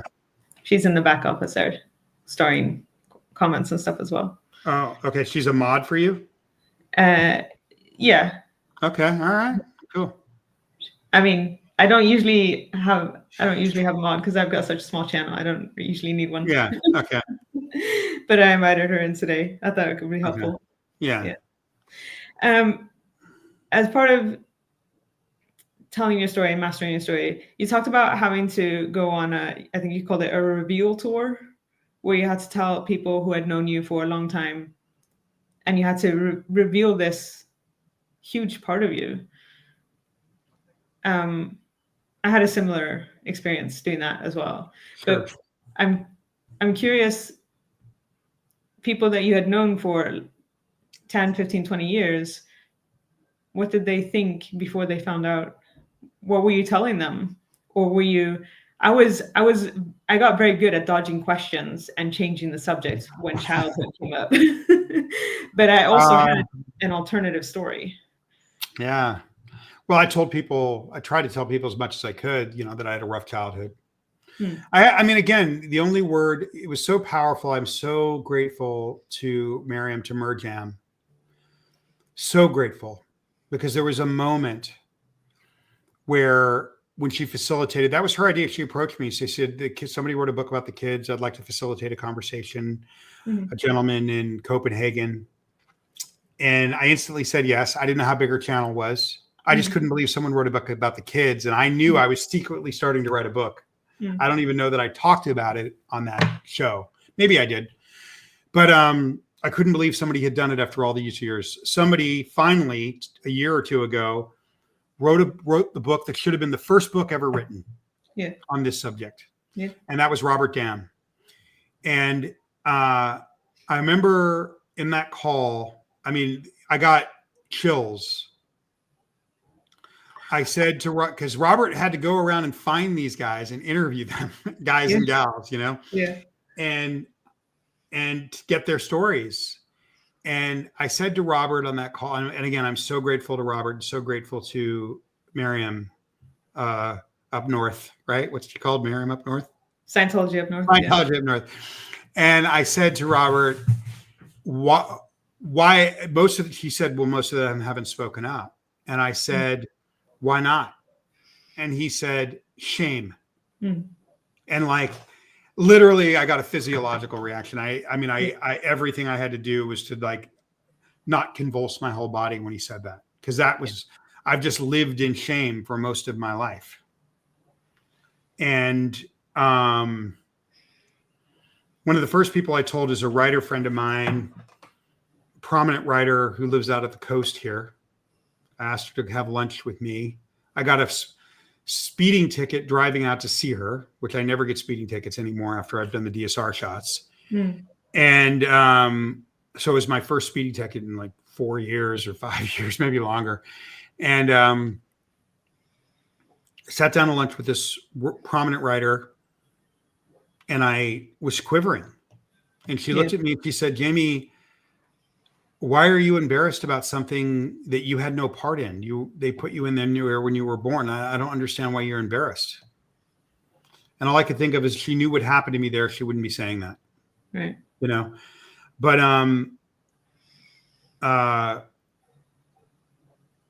so that was the first person. And then it was brutal. I mean, I could only describe it as brutal. Like I had called my publishers. I had 3 publishers. I called all of them individually, and it was just, it felt disgusting.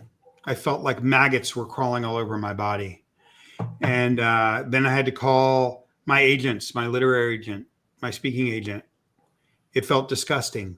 Yeah. Now, 98% of them it deepened our relationship and it made us better. If I had known that it could have deepened my relationships, I maybe would have done it sooner. But I don't know that it would have deepened my relationships without the aftermath.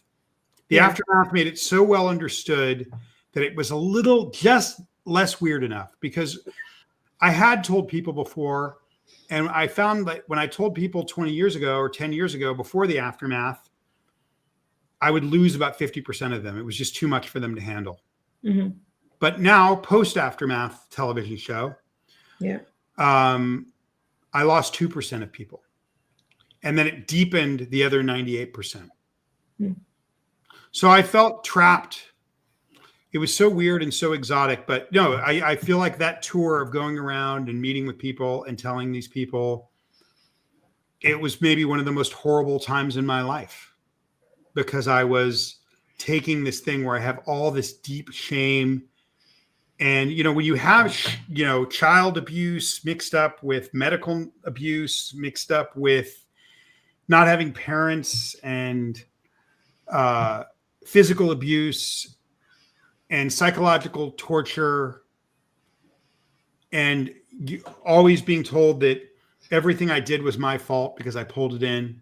Yeah. And the worst thing I could be was a victim, like all the different currents and counter currents. I do feel like that tour was one of the most disgusting periods of my life. And now anybody that goes, and now everybody knows. And I feel like post-aftermath TV show, I do feel like without the aftermath, I'm trapped. But post-aftermath TV show, in that 98% of relationships that I'm now keeping, they're deeper. Yeah. And I was really concerned, I have, like, for the first time in my life, I've always seen myself as a visual artist first, and maybe ideas second, and then writing third. Mm-hmm. And then for the first time in my life, I have my first fine art coming out, my visual work coming out. And I really just thought people would see all that work. Oh, there's the ex sci-fi Navy love boat kid. They would see everything I do in relation, through that prism of that. Because I would look at guys that had been successful in the arts that I admired, whether it was Beck or Giovanni Ribisi. And I would say it kind of came out that people knew, that came out about them after they got successful. Yeah.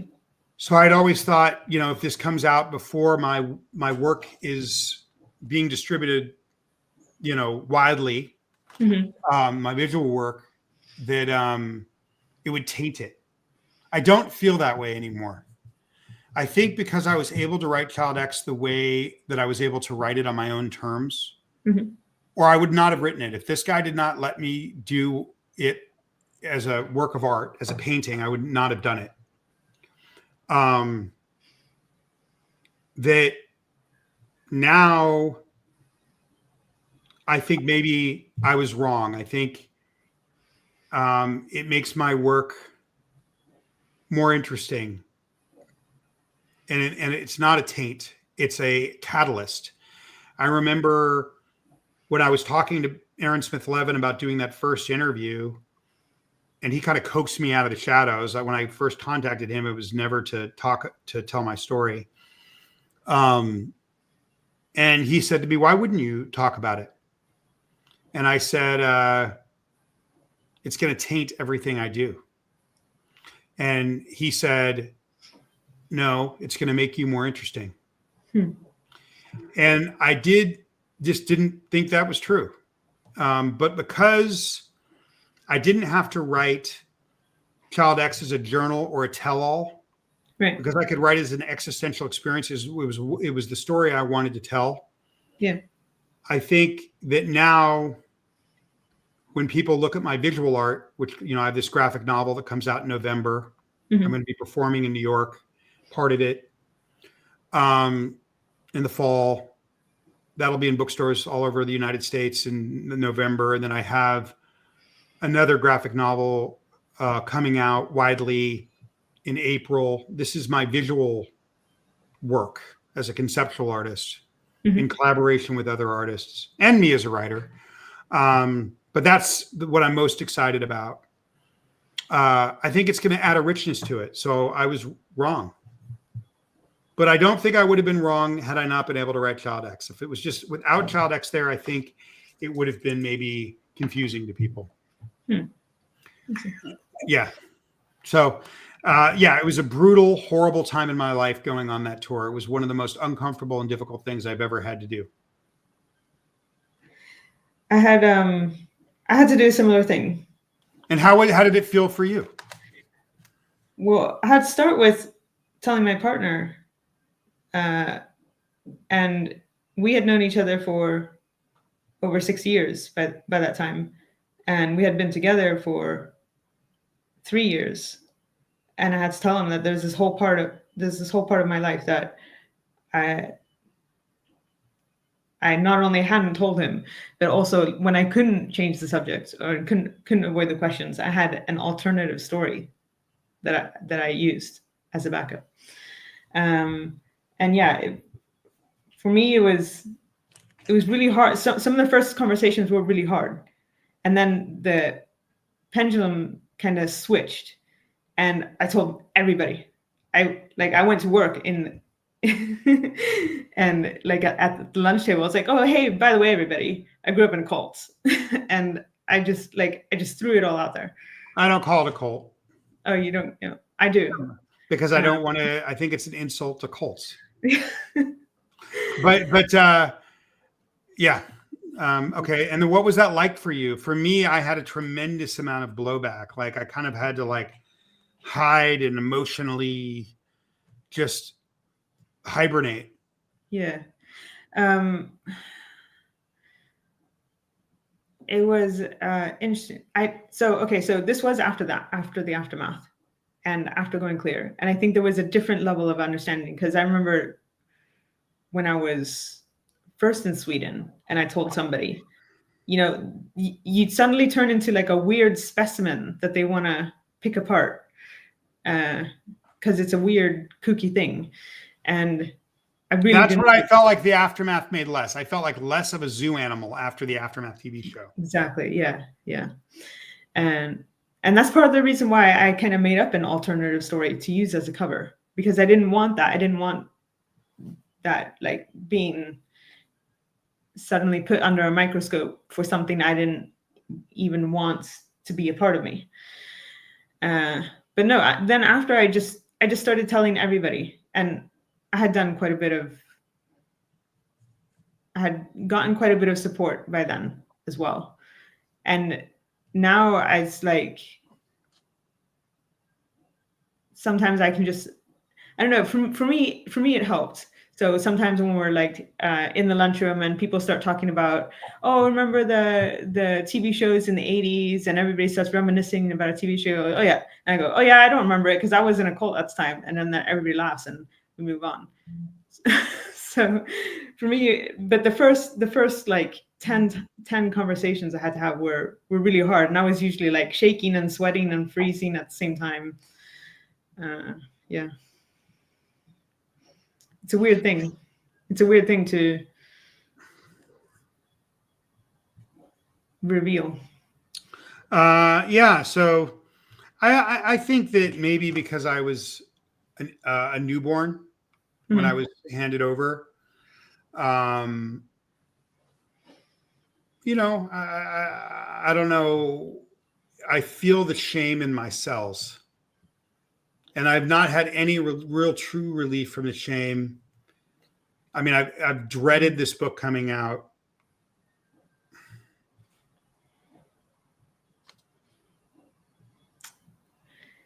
I get that.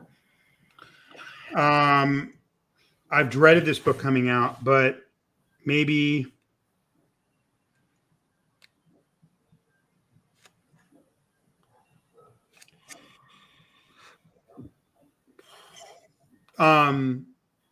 but now that it's out It's out. Somebody very close to me, I said, I don't know how I'm going to do this. I don't want to do this. I just want to be Jamie. I don't want to be Jamie, the guy that lived through what's in Child X, because what's in Child X is unbelievable. Mm-hmm. And he said to me, he was a kid I grew up with, but he came later. So he was 10 when he came. And he said, it's over. Burn the boats. Just like lean into it and burn the boats. And I've done that. And so it's a confluence of emotions. It doesn't feel as horrible as the tour. I had a lot of dark nights leading up to the release of the book. Mm-hmm.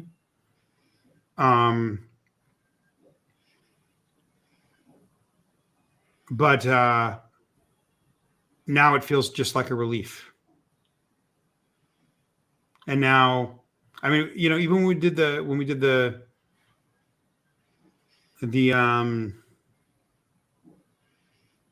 thing at Powell's Books, and I looked into the audience, and there's all these people there that I didn't know, or I know, but maybe they didn't know this about me, but they saw it online and they came or whatever.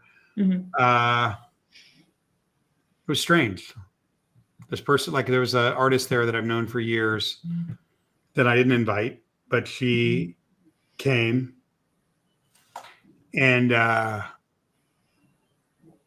you know, I kept staring at her going, okay, well, I guess she knows this about me now. So it's hard to describe how it gets into your bones. I think that a lot of us feel that shame, like the way Robert did. The fact that some kid off in Copenhagen that grew up there, that maybe 10 years before me or after me, that their primary feeling was shame. Yeah. Gave me a tremendous amount of relief. But I'm not feeling that anymore. And one of the things I said, there's a live stream of that event. And one of the things I've said is with this thing coming out of Taken Off, I'm putting the shame where it belongs, off of me and onto them. Yeah. Yeah. Yeah. Yeah. So, I mean, that would be, you know, another thing to discuss, a question I would ask you, Bianca. Why do we feel so much shame? Why are we so humiliated? Why do we feel so much shame? We were kids. We were babies. Yeah. I don't know. Can you answer that for me? Come on. I can't, because I've been trying to figure it out myself. Maybe Miriam can answer it. Maybe Miriam can answer. Can she come in and tell us why we're so ashamed? Ask her if she will. Can we send her a link and she can come on and tell us why we're all so ashamed? Oh, she has the link, but I'm pretty sure I don't know if she. Miriam, come on, pop in. Is she still on? I don't know. Okay. Well, if she's still on, she should pop in and maybe tell us why we're so ashamed. Or can anybody in the chat, why are we so humiliated and ashamed by this? I want to understand it. And I was hoping you could tell me, Bianca. So it's very disappointing that you don't know. Oh, I'm sorry. I don't know yet either. And I mean, that's also a question I've struggled with for such a long time. I don't know. I can't answer that one. Yeah. It's definitely there. But why? Yeah. Okay. Yeah. All right. Any more Maybe questions? Because it's so stupid. Yeah. It's such a stupid thing. And I don't know. Can I tell you what I think it is for me? And I could be wrong. All right. I think it's the whole Captain Steubing sci-fi part of it. You know what I mean? Like if it was just a straight cult and there wasn't this whole like Navy in the middle of California, you know, skipper, like Gilligan's Island vibe, I think I could stomach it. You know, like Joaquin and River Phoenix grew up in the Children of God, right? Yeah. And I've known people that grew up in the Children of God, which was pretty messed up. Mm-hmm. Those kids, I mean, again, a lot of us have the same stuff. If I I saw a documentary on these kids that were like, they had escaped from the FLDS, the fundamentalists, Latter-day Saints. Yeah. And again, they had a lot of similar things with the shame. They're more similar to us. Like the lack of education, having to do manual labor because they didn't have education. I really related to those FLDS kids and they had a lot of the shame. Yeah. But the kids that I met from the Children of God, like they didn't seem, and again, maybe they did, but they don't, like when I watched the documentary on them, they don't carry it maybe the way that we carry it. So, but for me, it's the sci-fi love boat thing. It's embarrassing. It is embarrassing. Yeah, it's just kind of embarrassing to be like this sci-fi love boat thing. Is if you could take that out of it and it had all the same stuff, but it was just like not run by a bunch of guys and running around the California desert in naval uniforms, maybe it would be less humiliating to me. Maybe. Yeah. Okay, so I told you before that I have a hard stop. Okay, yeah, no problem.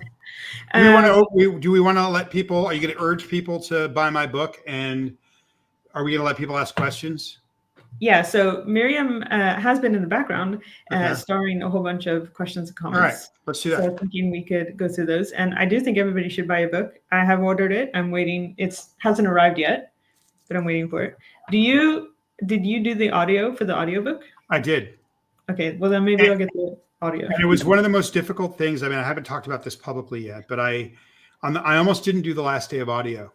It was not like I'd done an audiobook before and I was in this beautiful studio and I kind of knew what it was. I mean, it was like, they put me up in the most lavish studio in the town and, multiple rooms. There's an engineer, there's a director that's there the whole time. And, on the fourth day, my body broke down on my birthday, and I ended up in the emergency room. And I had to call the director and tell him I may not make it in, that they may keep me in the hospital. That eventually they let me out at 1 o'clock in the morning or midnight, and I made it the next day. But something, and it wasn't like the other audiobook where I felt totally like I understood what was happening. It was like a fever dream. And it was just like, my body was just like releasing energy. So I don't know what that means. There's some good reviews on Audible, but I'd be real curious for people to listen to it. And when I walked out of there, I just had no idea what had just happened. Yeah.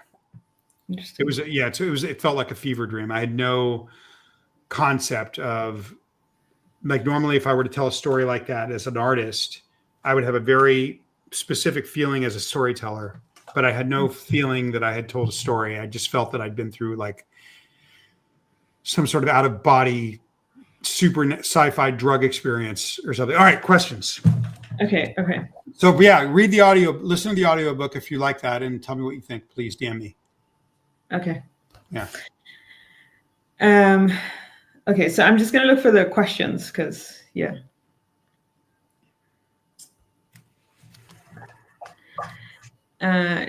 Question, Jamie. You address so much shame you feel. In front of me, I see a casualty who made it through the trenches and excelled in life.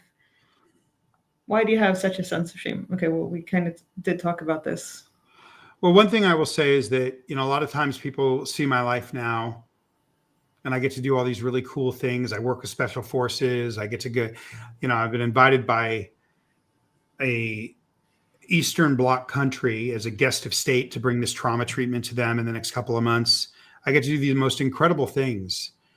And it probably looks really cool. And people think, part of it is that it's in my present. My mother's still involved. My brother's still involved. I'm still losing people in the present from what happened to us back then. Yeah. So I think just the fact that it's not in my past, that it actually is something I have to deal with on a present basis as part of it. But I did say, Haggis Basher, that with Child X coming out and and having people that I grew up with from all those years, decades ago, writing me letters, people that I haven't talked to in 20 years, sending me letters saying I told their story and that they saw what they went through for the first time. I feel like I'm getting rid of all that shame. So it's almost gone. I'm feeling strong. That's lovely. For the first time in my life, I'm not feeling shameful. Haggis Bachelor. So thank you for your question. Okay, so this is about Hi Levy, Sheila Herbert, and Sheila Huber, Huber. Mm-hmm. Sheila Huber. Google Sheila Huber Scientology on YouTube, or don't Google it, go on YouTube, and there'll be a series of 6 videos. Watch all of them. That's what accountability looks like. You can also go on YouTube and put in Hi Levy, HY space LEVY, the Truth Rundown. And there's 2 videos. They're kind of stacked away from each other, but if you look, watch part 1 and watch part 2. That's what accountability looks like. Very good.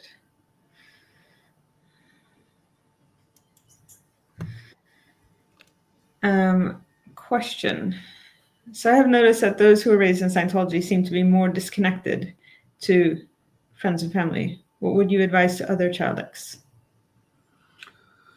I still struggle with that. That's what they call complex post-traumatic stress. That's a symptom. Isolation is a symptom of complex post-traumatic stress. It's largely, I wouldn't say largely. It's very much biological. It's like the same way if your dog or your cat hurts itself, it doesn't run to you and show you its injury. It goes off into a corner to hide and heal. That's a biological response from threat. If so, there's a threat that hurt you, then you need to go into a cave and heal before you can possibly face that threat again. Yeah. So I think that's it. And then there's also a therapeutic part of it but that's still something that I deal with. With me, it kind of works well for me because I spend a lot of my time alone in a room writing and making visual images. So it's conducive. But I was on a trip recently engaging with the world, and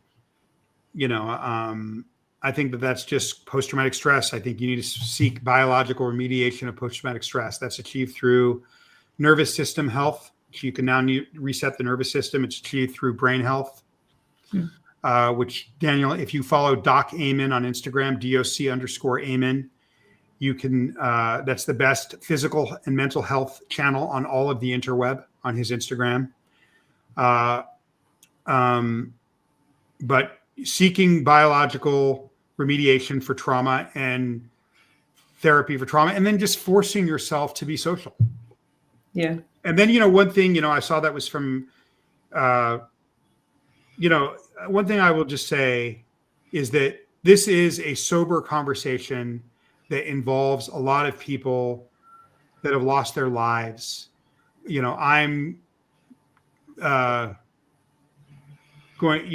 being fair gamed right now.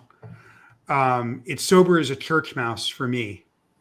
And so anyone that is making, discussing any of this in a way that feels jovial, too jovial. I mean, I want to laugh at it, but, I'm not comfortable with a lot of the way that this stuff is being discussed on the internet. It makes a mockery of my experience. It makes a mockery of the experience of the friends that I have. I don't mind making fun of it. I like the humor in it. But I think that we need to start having conversations about how should this responsibly be talked about? Because I feel like, if people are just going off and doing videos on Xenu and how weird Dave is and all this stuff, it takes away from the real conversation, which is the systematic destruction of the child mind, which is primarily what we're talking about here. If you want to talk about Scientology, you need to be talking, the first and foremost subject of that is the systematic destruction of the child mind. Now, that has nothing to do with No More Kids in Scientology. There's a very specific thing done to the child mind, to the public adherents and to the inner clergy. The discussion of what that is the discussion of what that is. And anything else about that is the discussion about or around what that is. So I think that we need to have more conversations about what is a responsible, how are we in a trauma-informed way going to discuss that, because there's a website up right now that's by a bunch of never-ends that are trying to do good. I know their intention is good. I applaud them for their intention. But, when I told them that putting up a bunch of essays where people use the words is going to hurt the person writing the essay, and it's going to confuse the people reading the essay, their response was, how do you get people to understand it if they can't use the words? And I said, I don't even know how to understand that question, because the way to guarantee they won't understand it is to let people use the words. And you're going to trigger them, and you're going to keep them locked in it. And so I applaud the website, but I don't think that section of it is helpful. Yeah. Yeah. All right, I'm going to bring this up from Laura. Laura FM says, I wish the adults in the 60s and 70s and 80s would fucking speak up before they're about to die. Sorry, but it's all just being dumped on the kids born into this. Yeah, I mean, it's a bigger problem, and I talk about this in Child X. It's not just because they're there's this thing, ex-Scientologists. It's partly, that's the baby boomers, man. They're just not the most empathetic generation. They just don't really have that empathy gene the way that other generations do, So it's part of the problem of their generation. And I speak to that in the book. I mean, this is the guys that built this thing were a traumatized lot. If you look at what they survived as kids in the 1960s, from the Cuban Missile Crisis to RFK, Medgar Evers, JFK, Malcolm X, Martin Luther King, all the assassinations, the Cold War, Vietnam, these kids, this was the most traumatized generation, maybe at least in terms of their psyche of the 20th century. Yeah. And so, they were, and then they were also traumatized because it was the post-World War II generation. Their parents were coming back, and there was no means, there wasn't really all this understanding of trauma like we have it today. Right. And so I do a whole chapter early on in the book explaining their trauma because I forgive them, and I want to call them out and call them up to us. Like, let's talk about it. Yeah. But what I don't want you to do is continue to act like what you experienced is anything close to what Laura experienced or what I experienced. It's just not, when it's not your choice and you're basically being penned for labor like an animal from a young age. That's a very, very special experience.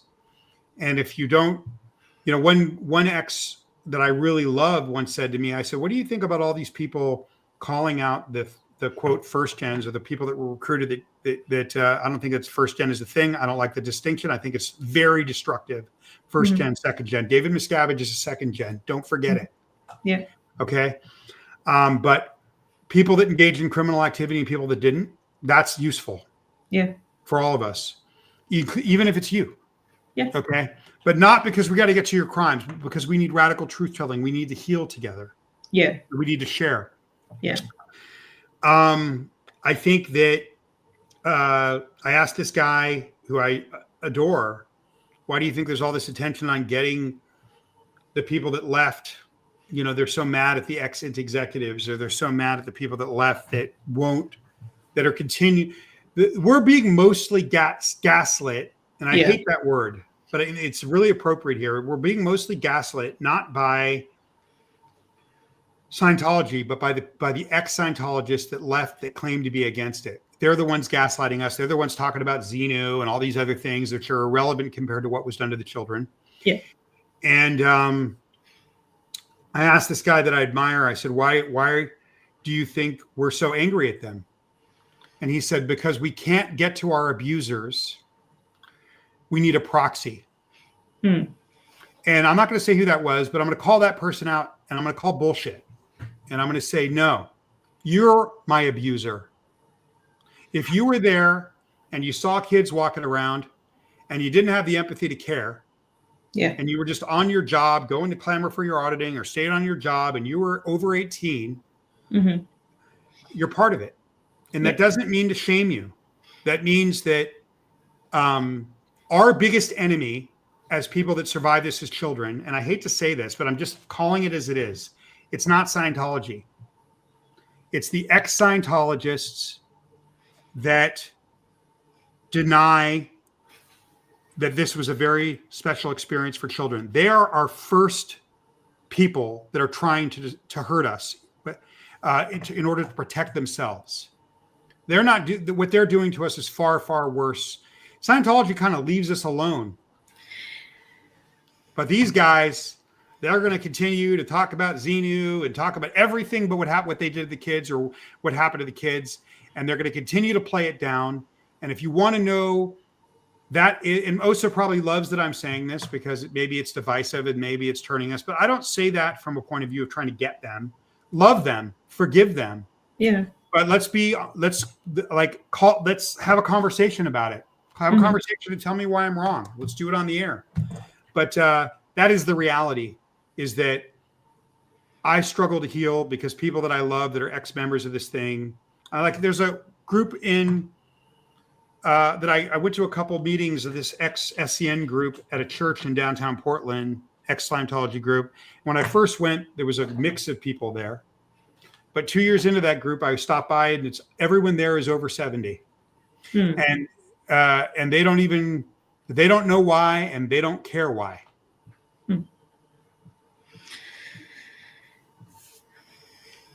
Yeah.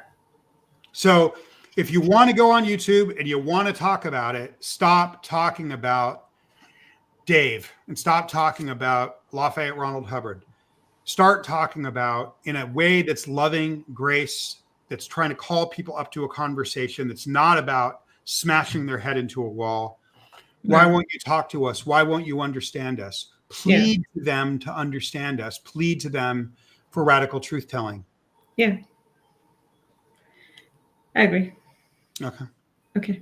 Are we at hard stop yet, or we have? Yeah, we're past it. Yeah, so I have an early start in the morning. Okay, I thought you said okay. Yeah. There's so many questions and comments, and a lot. Be a little tight. Let's ask a little more questions. Let's just do a couple more. Come on.